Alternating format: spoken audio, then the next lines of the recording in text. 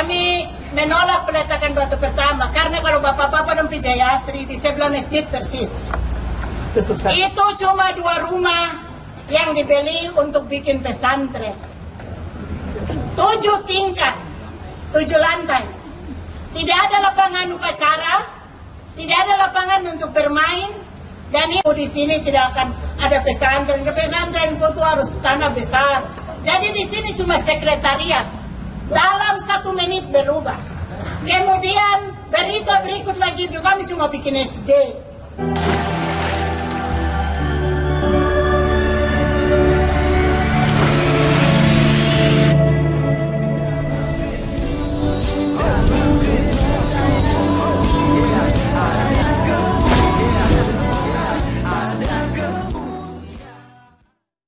Bismil abi wal ibni wal rohil kudus ilahu wahid. Salam lechem bisem Yeshua HaMashiach. Pada kesempatan kali ini teman-teman sekalian, seperti di cuplikan yang kalian lihat saksikan bersama, ini adalah aksi hebat dari Ibu Pendeta. Saya tidak tahu siapa namanya, tapi Mace ya, itu sudah sangat luar biasa sekali. Oh hebat sudah ya. Memang kita orang harus bisa untuk memang tegas di tanah Injil begitu sio mama. Kalau kita melihat itu bagaimana perjuangan misionaris terlebih dahulu ya di tanah Papua untuk menemukan tanah Papua. Jadi kita harus ingat sejarah itu. Kita jangan sampai membiarkan gitu ya. Ya orang-orang yang memang tidak tahu berterima kasih. Jadi begini teman-teman sekalian. Kenapa kemudian orang Papua melakukan aksi ini?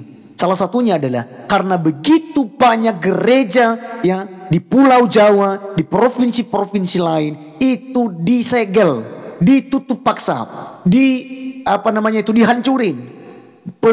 Pembangunan ibadah di mana-mana dilarang ya dengan alasan tidak ada izin, tidak ada IMB dan lain sebagainya. Bahkan ketika orang Kristen beribadah mereka kacaukan. Orang Kristen ibadah di rumah pun ditolak dan digagalkan oleh mereka teman-teman sekalian.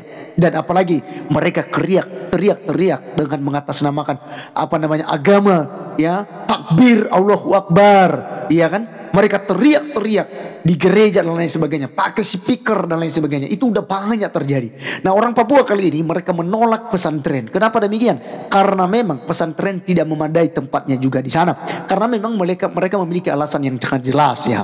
Karena memang pembangunan pesantren di situ menurut informasi di situ tidak ada halaman. Jadi bagaimana kemudian anak-anak sekolah di pesantren bisa upacara, bisa ya mendidik mereka untuk nilai-nilai kebangsaan, lagu-lagu kebangsaan gitu. Karena setiap sekolah apakah itu yayasan itu wajib ada ya upacara dan menyanyikan lagu-lagu kebangsaan. Nah kalau seandainya itu tidak ada halaman, bagaimana kemudian itu bisa dianggap sebagai sekolah, ya kan begitu. Nah itu yang disampaikan orasi yang disampaikan oleh Ibu Pendeta. Nah teman-teman sekalian, seperti apa videonya? Mari kita langsung saja simak berikut ini.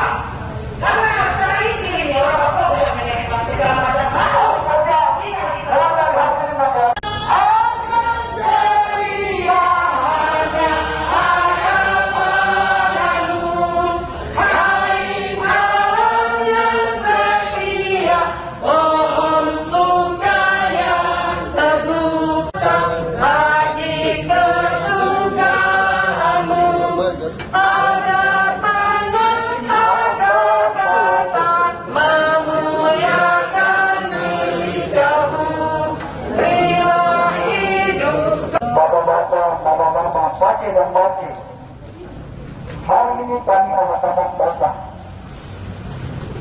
tengah-tengah rumah orang. Hari di mana umat Tuhan beribadah, apakah itu hari kerja? Sehingga PJ Gubernur datang dan meletakkan batu pertama untuk pembangunan pesantren. Apa yang telah dibuatnya? Dia menilai, dia juga yang harus mengakhiri. Sehingga tidak ada pembangunan pesantren di Jaya Agni Yantras. Itu yang 24 jam 7.30 pada saat umat Tuhan sedang beribadah, sehingga itu yang menjadi pembangunan pesantren di atas tanah Papua ini. Kami kira pembangunan pesantren ini sudah banyak di atas tanah Papua ini. Yang lain bisa menyesuaikan. Apalagi kalau dilihat kondisi, situasi, lingkungan, kalau tidak cocok jangan dipaksakan. Di Jaya Asri itu tidak cocok. Jalan pas di jalan raya itu ada tiang listrik di depan itu jalan raya. Kita mau dibangun pesantren. Dan situasi mobilisasi masyarakat keluar masuk itu juga tidak mendukung. Sehingga peristiwa yang sudah terjadi ini kami mau datang. Karena kami lihat pesantren ini sudah banyak, bisa menyesuaikan saja. Seperti kami, YPK yang ada nih, anak-anak kami sesuaikan saja YPK yang ada. Kami tidak bikin lebih daripada yang lain. Haleluya! Jadi orang Kristen beribadah saja diusir di luar sana. Di Papua ini yang selalu berikan ruang terus. Kami pegang Pancasila itu, tapi di luar sana kontra pegang Pancasila. Jadi kami dari apa yang sudah kami lihat, kaji, itu sudah sebenarnya tidak cocok, tapi dipaksakan. Bahkan dilakukan Bapak PJ Gubernur itu lakukan hari Minggu, hari umat Tuhan beribadah jam 7.30. Jadi kami mohon, ya mungkin kami berikan waktu untuk Mama PJ, silakan. Berdasarkan undangan yang saya tidak ada undangan.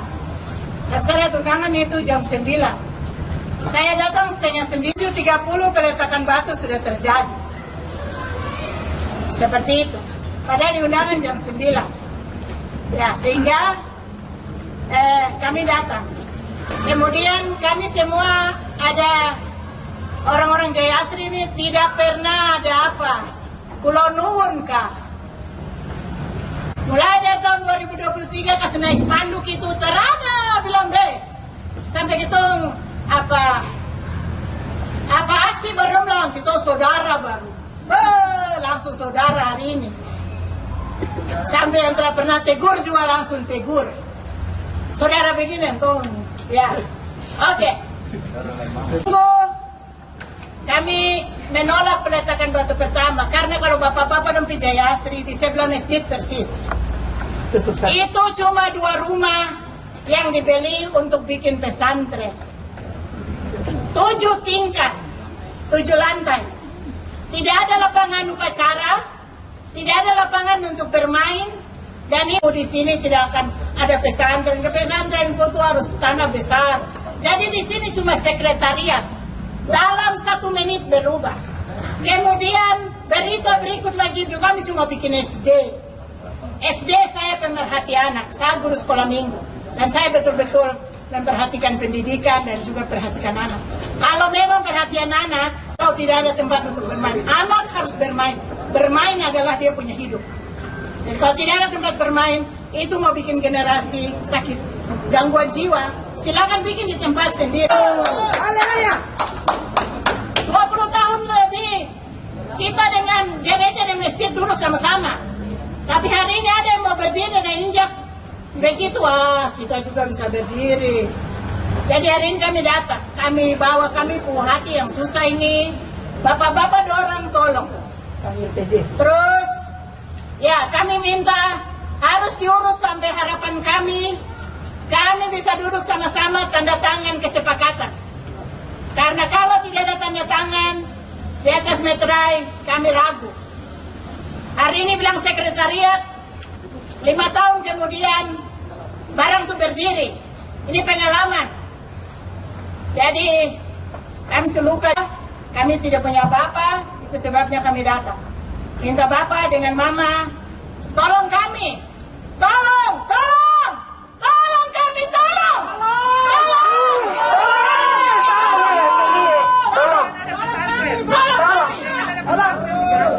Siapa lagi yang mau tolong orang? Tolong kami. Terima kasih.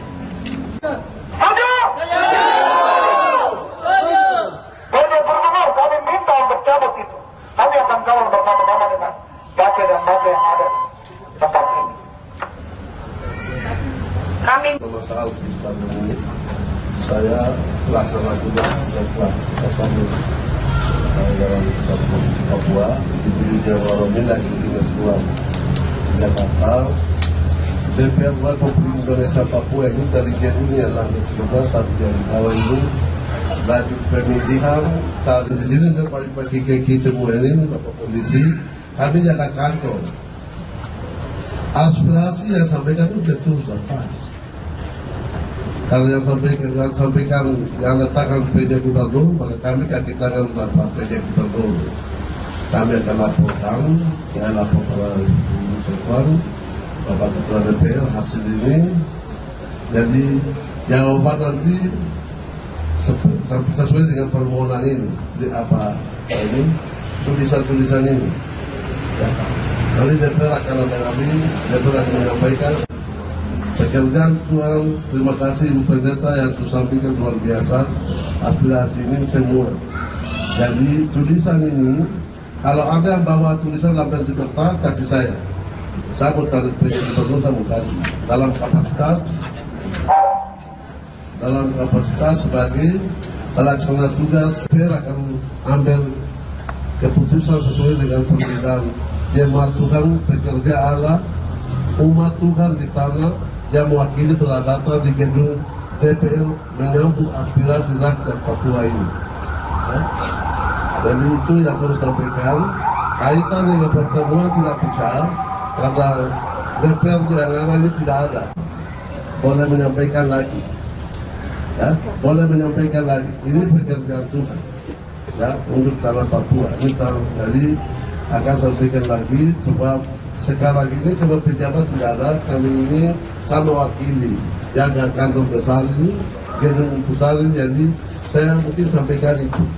Cuma yang tadi tulisan itu kasih pada saya supaya saya tinggal laporan kepada pimpinan DPR.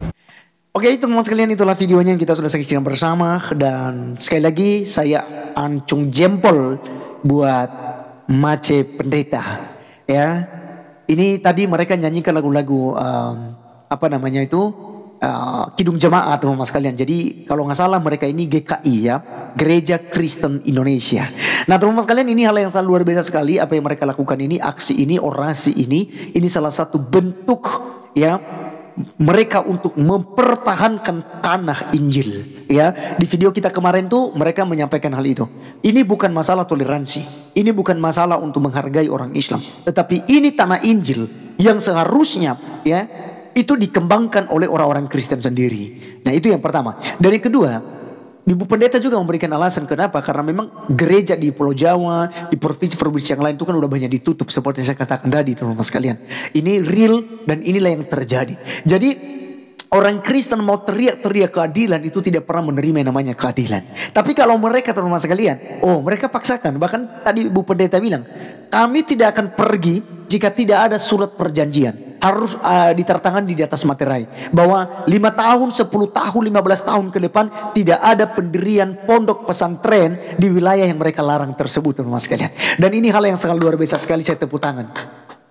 Ya, kita tepuk tangan lagi. Ya, jadi bukan berarti teman-teman sekalian kita tidak mengajarkan ajaran kasih. Kasih itu harus mendidik, kasih itu harus menegur, kasih itu tidak bersuka cita dengan ketidakadilan. Kasih itu tidak bertepuk tangan, tidak memberikan pujian kepada orang yang melakukan kejahatan di mata Tuhan. Ya, terjadi ketidakadilan di Republik Indonesia. Apakah kemudian kasih dijunjung tinggi, kasih di situ tidak boleh tegas, kasih di situ tidak boleh menegur? Weh, kata siapa? Ya, kata siapa? Jadi kita harus, teman-teman sekalian, ya, mengerti tentang ajaran kasih itu seperti apa. Yesus Kristus mengasihi Firaun kok. Tanah Mesir dikasihi oleh Tuhan Yesus. Tapi karena mereka tegar tengkuk, mereka mempersuli umat Tuhan. Apa yang terjadi? Mereka dihukum oleh Tuhan.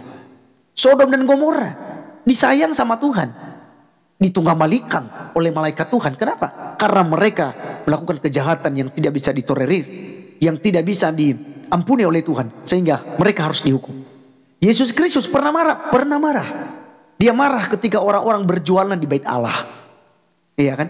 Sampai dia balikan meja gitu ya.